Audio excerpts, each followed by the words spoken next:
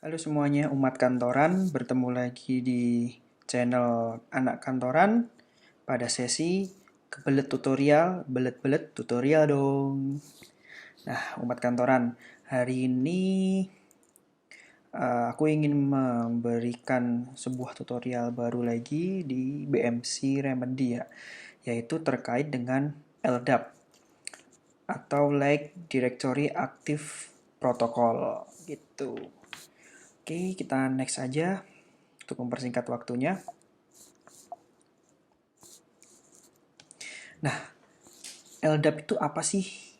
Sebenarnya ini secara global aja ya.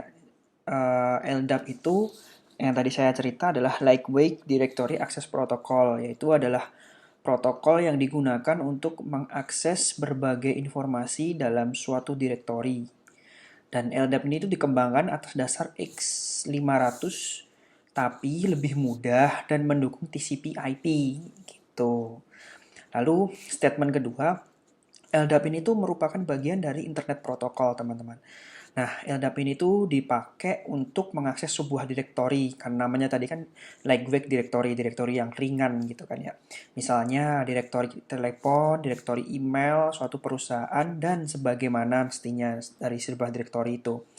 Nah, LDAP ini tuh tidak hanya membaca informasi juga, tapi juga bisa menambah dan mengupdate informasi yang ada di dalam direktori tersebut. Gitu. Lalu statement ketiga adalah LDAP juga sudah dilengkapi oleh SASL. Apa sih SASL? Yaitu adalah Simple Authentication and Security Layer. Di mana itu tuh dipakai untuk memeriksa dan memastikan apakah suatu user berhak dan diperbolehkan masuk atau tidak. Kayak gitu. Karena itulah LDAP juga banyak digunakan untuk single sign-on atau SSO kalau kalian pernah dengar ya. Yaitu dengan sekali sign-on, lalu user dapat mengakses berbagai aplikasi yang telah disediakan. Gitu. Itu kira-kira LDAP cara besarnya itu seperti itu teman-teman. Lalu kita akan bahas nih cara makainya LDAP di aplikasi BMC Remedy ya. Nah, yang ke selanjutnya itu saya ingin menjelaskan sedikit ya terkait dengan cara proses login yang ada di BMC Remedy nih teman-teman nih. Jadi ini sebuah bagan kasarnya dari sisi proses login yang ada di BMC Remedy itu sendiri. Jadi yang pertama itu, jika server memverifikasi bahwa username dan password ada pada user form, maka akan authenticate informasi dan proses login atau memanggil API. Maksudnya tuh kayak gini. Jadi saat si klien atau si usernya itu tuh ngirimin data, login maksud saya, login. Nah, login itu tuh dia ngecek dulu nih teman-teman. Dia akan ngirimin datanya si data loginnya itu, username dan password itu kan dicek dulu nih.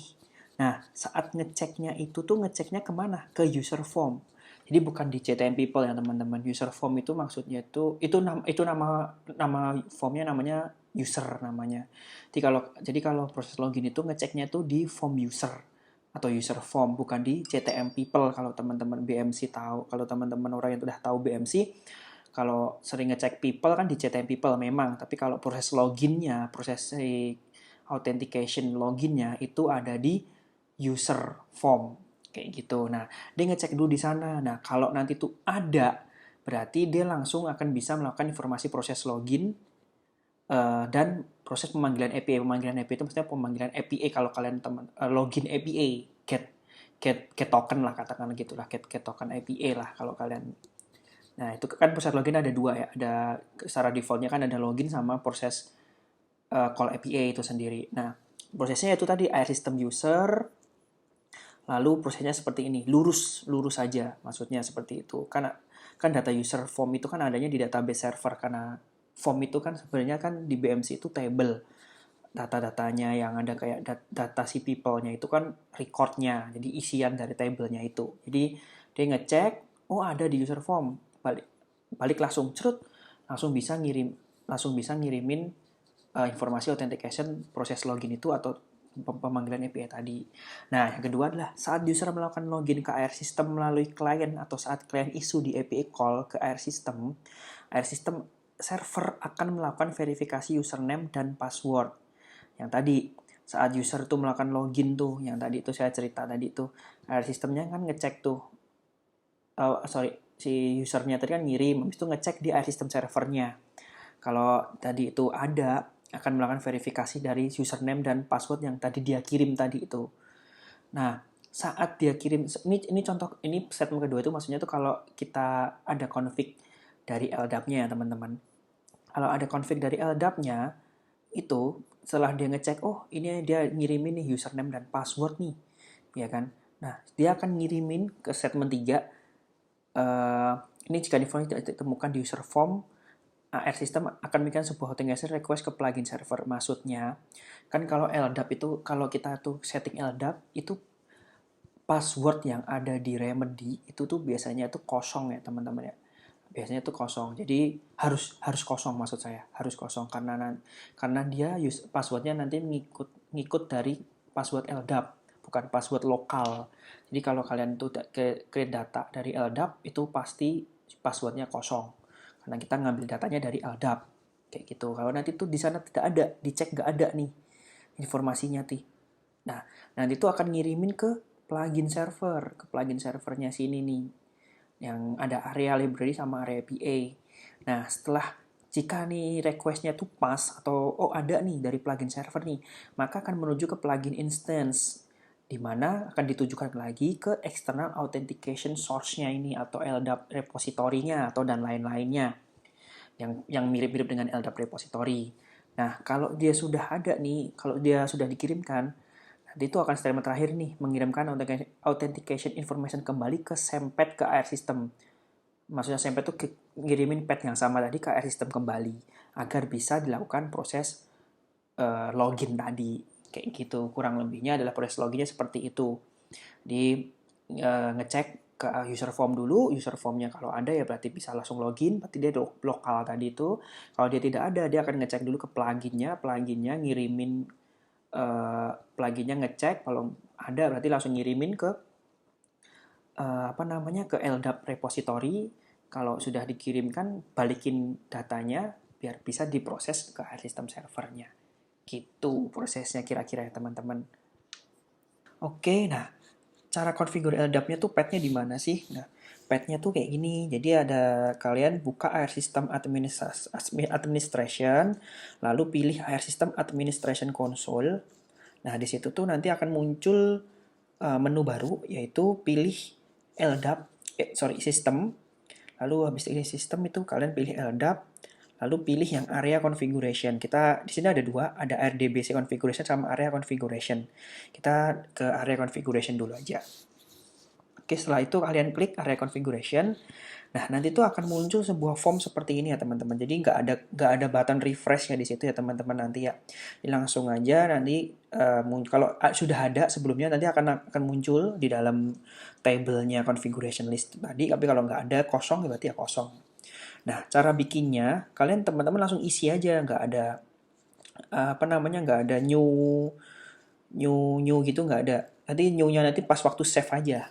Jadi ya kita isi kalau kalau masih baru ya, kalau masih baru nanti kan masih kosong tuh. Nah, masih kosong kalian langsung isi aja. Nah, isinya itu apa aja sih? Nah, isinya itu tergantung dari teman-teman, kebutuhan dari LDAP yang akan kalian config dari setiap company kan beda-beda ya. Nah, saya akan berikan contoh untuk sebagian besar dari company itu melakukan konfigurasi LDAP-nya. Yang pertama kalian harus pasti isi itu yang bold itu mandatory ya teman-teman. Nah, yang pertama itu adalah hostname. Hostname itu udah tahu lah ya, hostname atau domain name dari si LDAP-nya yang dipakai. Contohnya kayak yang digambar aaa1lab.com atau apalah yang dipakai itu. Lalu yang kedua adalah port number. Port number itu adalah port yang dipakai dari hostname-nya itu. Yang dipakai dari directory tadi pakai port berapa? 334, 123, terserah. Tergantung dari si directory-nya itu. Lalu yang ketiga adalah bin user. Nah, bin user ini tuh sebenarnya tuh kalian juga ini tuh biasanya tuh dari sisi company-nya tuh ada CN, OU, DC, DC, dan DC. DC-nya ada 3 ya maksudnya teman-teman. Jadi biasanya tuh kayak gitu. Untuk itu ini sebagian besar ya. Ini tidak terpaku ya teman-teman ya. Bisa apapun ya. Ini bin user ini tuh adalah name dari user akun yang akan kita pakai, yang akan digunakan di direktorinya itu. Jadi uh, di setting di situ nanti yang intinya user account yang akan dipakai oleh si direktorinya itu nanti apa gitu. Biasanya adalah CN, OU, DC, DC, DC, DC, tapi tergantung itu dari tiap company berbeda-beda. Contoh ya, CN-nya adalah Rothschild Corporation, lalu OU-nya Rothschild, DC-nya adalah Rothschild, DC keduanya adalah co, DC ketiganya adalah ID. Jadi kayak Rothschild co. kayak .co.id gitu. Itu hanya contoh aja teman-teman ya. Lalu yang selanjutnya adalah bin password. Bin password ini pasti dong password yang kita pakai untuk direktorinya itu apa. Maksimum lengthnya 30 karakter ya, ingat ya. Lalu yang selanjutnya adalah use secure socket layer. Nah, itu ada yes sama no, ada drop down list 2. Nah, itu tuh untuk menspesifik SSL connection ke directory service. Contohnya kalau kalian pilih yes, berarti kan enable to certificate database field, kayak gitu. Kalau no ya berarti tidak, kayak gitu. Lalu yang selanjutnya kalian harus isi user base.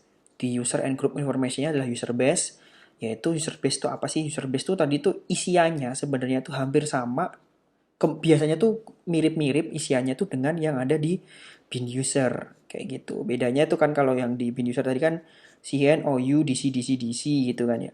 Kalau di user base biasanya tuh DC-nya 2 biasanya. Biasanya, tapi ini tergantung dari company-nya juga ya teman-teman. Si user base itu tuh lebih ke tadi starting location yang LDAP directory untuk performing user search.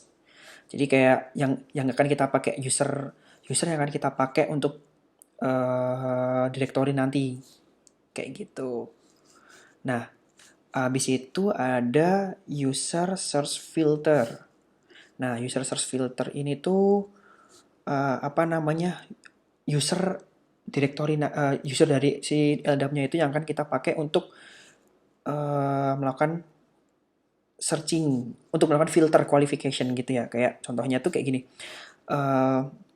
Kayak kita mau query nih untuk melakukan pencarian data. Nah, itu tuh kita tuh harus butuh dari user search filternya tuh seperti apa, specify-nya.